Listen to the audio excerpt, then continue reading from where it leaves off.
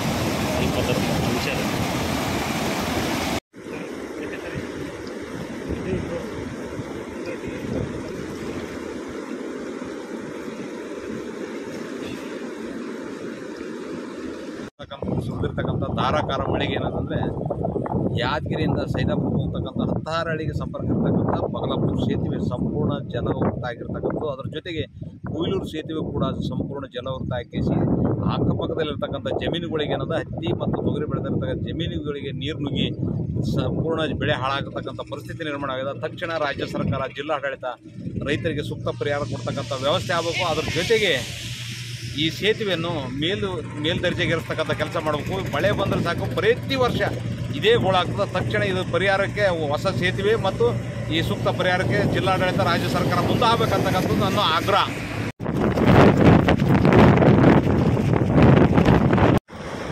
ಯಾದಗಿರಿಯಿಂದ ಸೈದಾಪುರಕ್ಕೆ ಹೋಗ್ತಕ್ಕಂಥ ಈ ಒಳ ರಸ್ತೆ ಸೇತುವೆ ಪಗಲಾಪುರದಲ್ಲಿರ್ತಕ್ಕಂಥ ಈ ಸೇತುವೆ ಸಂಪೂರ್ಣ ರಾತ್ರಿ ಸುರಿದಂಥ ಧಾರಾಕಾರ ಮಳೆಗೆ ಏನದು ರಸ್ತೆ ಸಂಚಾರ ಹಸ್ತ